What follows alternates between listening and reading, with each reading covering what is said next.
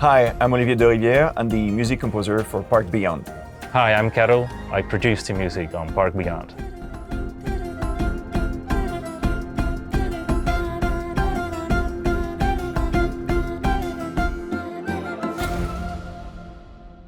So when Limbic Entertainment approached me with this game, a park management game, I was very surprised. I wanted to know more, but it was very, let's say, unsettling for me because, I've been doing a lot of scores with narrative-driven games, and this game is a park management. And the very big surprise was that they didn't want the game to feel like a management game, but rather to have an identity, something that was more than just a management. And I was very interested into understanding what it meant for them.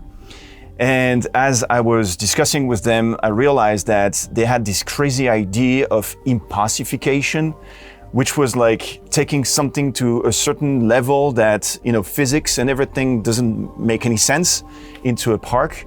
And I was into it, I was very excited then. The thing was to create the music for the game was to start understanding what was the core story of the game. And basically the concept is there's this kid that when in his childhood has this idea of creating amazing parks, and through his life he would go and grow, and now this person is the player, let's say, and they grow something like a park that is something regular, if I may, to something that is really impossified, crazy, the way they want it to do.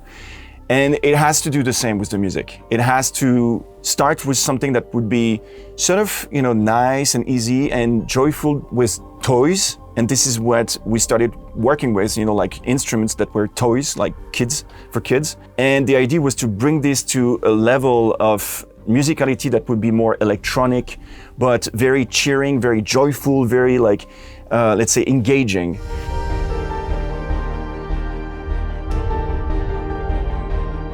Olivier would send me a theme that he thought out would be good for the mission or for the game, for the ride, and I would just start to dress it up with my own sound world and trying to get Olivier sent me on certain melodic paths that I would probably not go there myself necessarily, which was inspiring in a way. And I would dress the song up and make beats for it and my own musical colors.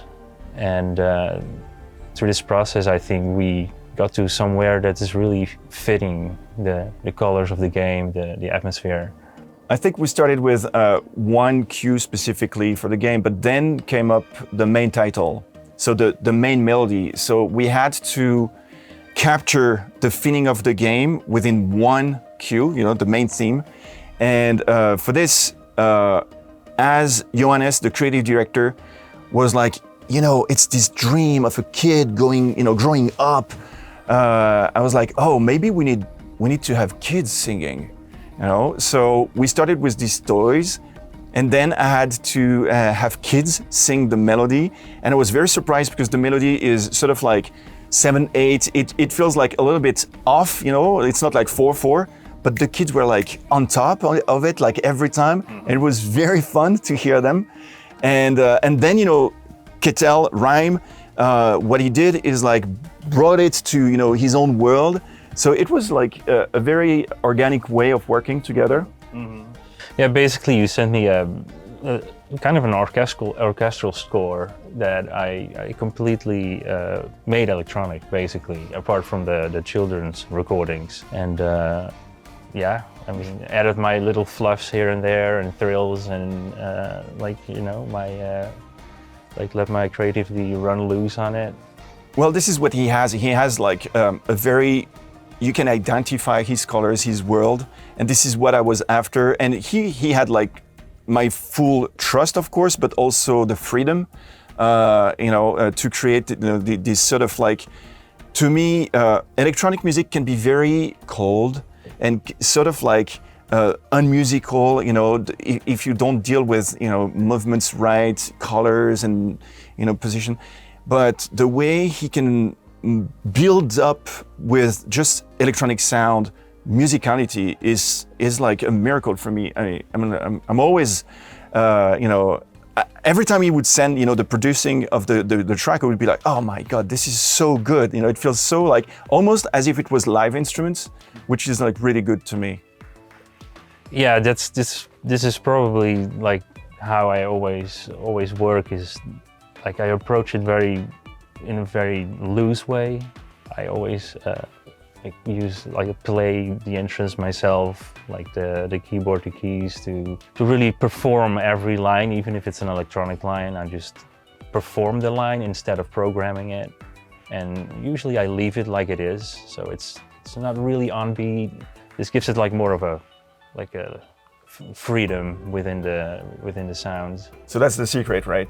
Yeah, it's hard to explain, but So I was very happy with the fact that we had the main theme, we had all these colors. It was very engaging. But now we needed to apply the music onto the game, and this is when, to me, not real work, but let's say when music will matter differently on the game than just being nice.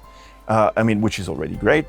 But we wanted to have. So we discussed with Johannes, the creative director, how the music could help into making the experience more engaging for players, and how the music could sort of like support what they do without being overwhelming for them. Because the idea is that as you build up a park, we all know, a management park game is about building up and building up. And you have phases, sometimes you want to build, sometimes you want to watch, sometimes you want to, manage the people. And the most interesting part is like, if you do something great, such as, oh, I'm adding this attraction that I wanted to have, and now I have the money, I'm super excited, I'm gonna put the attraction. We want the music to support this sort of momentum. So this is what we did with the music.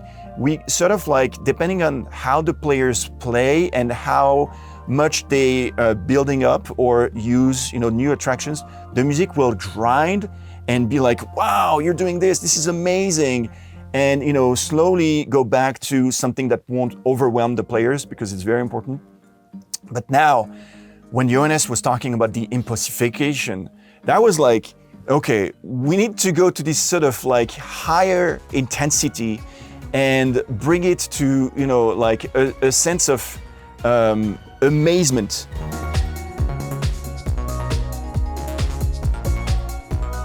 What we also wanted to have is the possibility for players to choose a specific music for any attractions. So it's not like one attraction will have a specific music on its own. It's the players that will have control over what music will play. So you can be like very, let's say, literal with an attraction that is Western and have a little Western vibe on the attraction, but then you can twist it and use something completely different, like rock and roll or very electronic or dancing music onto this. So it gives the players the flexibility of creating vibes inside their park, depending not just on the attraction themselves, but on the music. I think it's very, very fun, when I'm playing. A normal theme park, you're right. This is a theme park that is not only the attractions are like strange or impossible to achieve physically, but also the music that populates the park is just something that you wouldn't normally hear in a theme park, which is very fitting for a game like this, and which is also really fun if you're starting small and you build a few attractions and you start to walking around the park and you hear your music popping up left and right, coming from there, and of course it sounds like it's really coming from the park, and it's actually a really fun way to hear music or music performed by the game and to really come out of that world. So basically, yeah, the music is a journey. I would say, where I wrote, the melodies and everything, but you're into the world of rhyme. And it's this collaboration that I really wanted to have, and I'm super happy with this, and I hope that the players will enjoy as well.